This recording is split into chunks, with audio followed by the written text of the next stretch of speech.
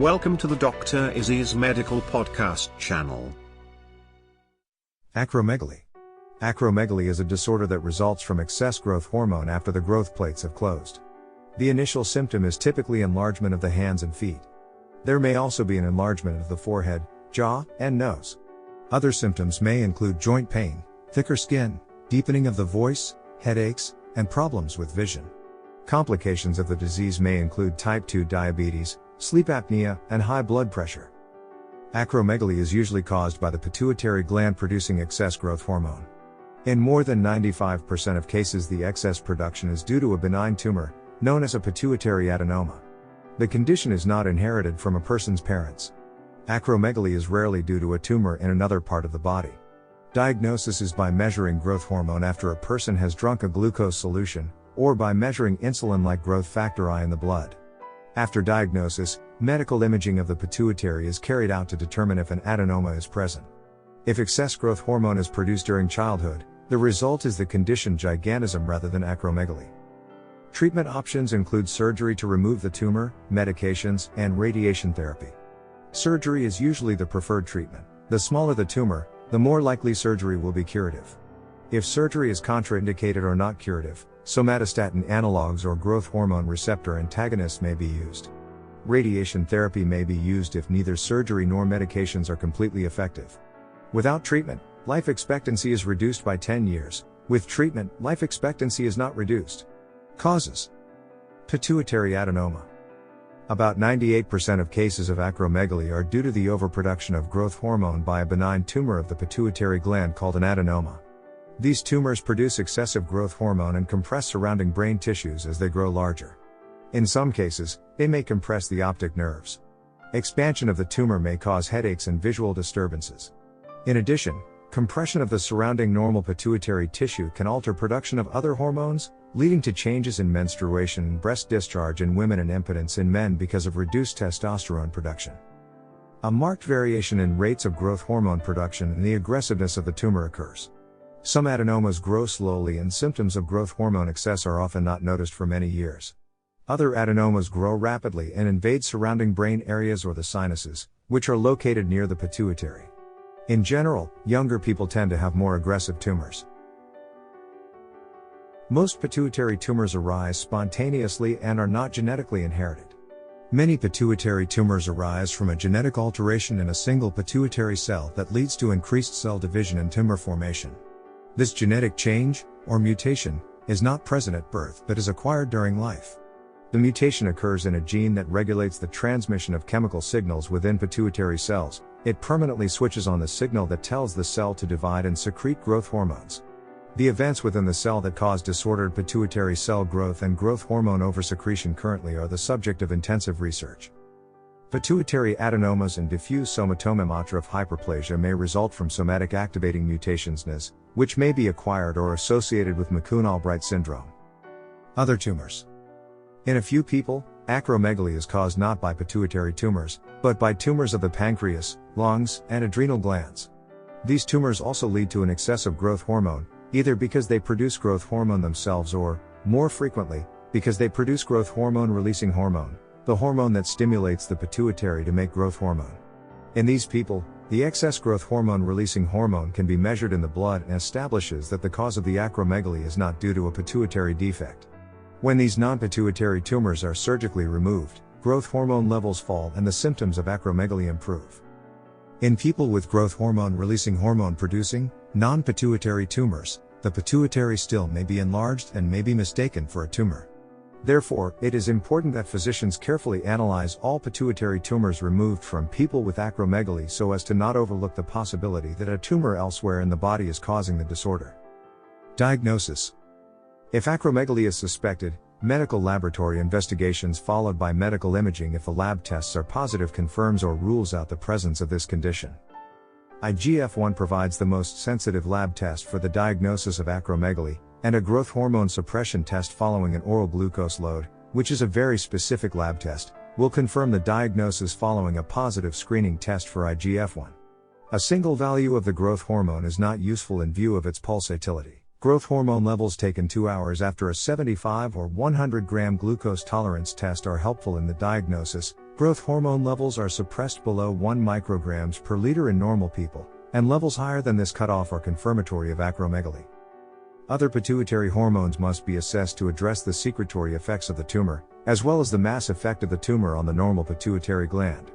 They include thyroid-stimulating hormone, gonadotropic hormones, adrenocorticotropic hormone, and prolactin. An MRI of the brain focusing on the sella turcica after gadolinium administration allows for clear delineation of the pituitary and the hypothalamus and the location of the tumor. A number of other overgrowth syndromes can result in similar problems. Differential diagnosis. Pseudoacromegaly is a condition with the usual acromegaloid features, but without an increase in growth hormone and IGF-1. It is frequently associated with insulin resistance. Cases have been reported due to minoxidil at an unusually high dose. It can also be caused by a selective post-receptor defect of insulin signaling, leading to the impairment of metabolic, but preservation of mitogenic, signaling. Treatment. The goals of treatment are to reduce growth hormone production to normal levels, thereby reversing or ameliorating the signs and symptoms of acromegaly, to relieve the pressure that the growing pituitary tumor exerts on the surrounding brain areas, and to preserve normal pituitary function. Currently, treatment options include surgical removal of the tumor, drug therapy, and radiation therapy of the pituitary. Medications. Somatostatin analogs.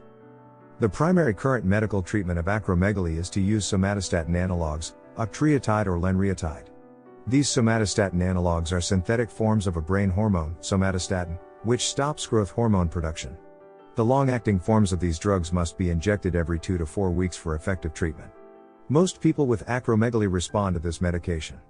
In many people with acromegaly, growth hormone levels fall within 1 hour and headaches improve within minutes after the injection. Octreotide and lenriotide are effective for long-term treatment. Octreotide and lenriotide have also been used successfully to treat people with acromegaly caused by non-pituitary tumors. Somatostatin analogs are also sometimes used to shrink large tumors before surgery. Because octreotide inhibits gastrointestinal and pancreatic function, long-term use causes digestive problems such as loose stools, nausea, and gas in 1/3 of people. In addition, approximately 25% of people with acromegaly develop gallstones, which are usually asymptomatic. In some cases, octreotide treatment can cause diabetes due to the fact that somatostatin and its analogs can inhibit the release of insulin, dopamine agonists. For those who are unresponsive to somatostatin analogs, or for whom they are otherwise contraindicated, it is possible to treat using one of the dopamine agonists, bromocriptine or cabergoline. As tablets rather than injections, they cost considerably less. These drugs can also be used as an adjunct to somatostatin analog therapy. They are most effective in those whose pituitary tumors secrete prolactin. Side effects of these dopamine agonists include gastrointestinal upset, nausea, vomiting, lightheadedness when standing, and nasal congestion. These side effects can be reduced or eliminated if medication is started at a very low dose at bedtime, taken with food, and gradually increased to the full therapeutic dose. Bromocriptine lowers growth hormone and IGF-1 levels and reduces tumor size in fewer than half of people with acromegaly. Some people report improvement in their symptoms although their growth hormone and IGF-1 levels still are elevated. Growth hormone receptor antagonists. The latest development in the medical treatment of acromegaly is the use of growth hormone receptor antagonists. The only available member of this family is pegvisomant. By blocking the action of the endogenous growth hormone molecules, this compound is able to control the disease activity of acromegaly in virtually everyone with acromegaly. Pegvisomant has to be administered subcutaneously by daily injections. Combinations of long-acting somatostatin analogs and weekly injections of pegvisomant seem to be equally effective as daily injections of pegvisomant. Surgery. Surgical removal of the pituitary tumor is usually effective in lowering growth hormone levels. 2 surgical procedures are available for use. The first is endonasal transnoidal surgery, which involves the surgeon reaching the pituitary through an incision in the nasal cavity wall. The wall is reached by passing through the nostrils with microsurgical instruments. The second method is transnoidal surgery, during which an incision is made into the gum beneath the upper lip. Further incisions are made to cut through the septum to reach the nasal cavity, where the pituitary is located. Endonasal transnoidal surgery is a less invasive procedure with a shorter recovery time than the older method of transnoidal surgery, and the likelihood of removing the entire tumor is greater with reduced side effects. Consequently, endonasal transmural surgery is the more common surgical choice. These procedures normally relieve the pressure on the surrounding brain regions and lead to a lowering of growth hormone levels. Surgery is most successful in people with blood growth hormone levels below 40 nanogram per milliliter before the operation and with pituitary tumors no larger than 10 mm in diameter. Success depends on the skill and experience of the surgeon. The success rate also depends on what level of growth hormone is defined as a cure. The best measure of surgical success is the normalization of growth hormone and IGF-1 levels. Ideally, growth hormone should be less than 2 nanogram per milliliter after an oral glucose load. A review of growth hormone levels in 1,360 people worldwide immediately after surgery revealed that 60% had random growth hormone levels below 5 nanogram per milliliter. Complications of surgery may include cerebrospinal fluid leaks, meningitis, or damage to the surrounding normal pituitary tissue, requiring lifelong pituitary hormone replacement. Even when surgery is successful and hormone levels return to normal, people must be carefully monitored for years for possible recurrence. More commonly, hormone levels may improve, but not return completely to normal. These people may then require additional treatment, usually with medications. Radiation therapy. Radiation therapy has been used both as a primary treatment and combined with surgery or drugs. It is usually reserved for people who have tumor remaining after surgery. These people often also receive medication to lower growth hormone levels. Radiation therapy is given in divided doses over 4 to 6 weeks. This treatment lowers growth hormone levels by about 50% over 2 to 5 years. People monitored for more than 5 years show significant further improvement. Radiation therapy causes a gradual loss of production of other pituitary hormones with time. Loss of vision and brain injury, which have been reported, are very rare complications of radiation treatments. Selection of treatment. The initial treatment chosen should be individualized depending on the person's characteristics, such as age and tumor size. If the tumor has not yet invaded surrounding brain tissues, removal of the pituitary adenoma by an experienced neurosurgeon is usually the first choice. After surgery, a person must be monitored long-term for increasing growth hormone levels. If surgery does not normalize hormone levels or a relapse occurs, a doctor will usually begin additional drug therapy. The current first choice is generally octreotide or lenalidomide. However, bromocriptine and cabergoline are both cheaper and easier to administer. With all of these medications, long-term therapy is necessary, because their withdrawal can lead to rising growth hormone levels and tumor re-expansion. Radiation therapy is generally used for people whose tumors are not completely removed by surgery, for people who are not good candidates for surgery because of other health problems, and for people who do not respond adequately to surgery and medication. Prognosis.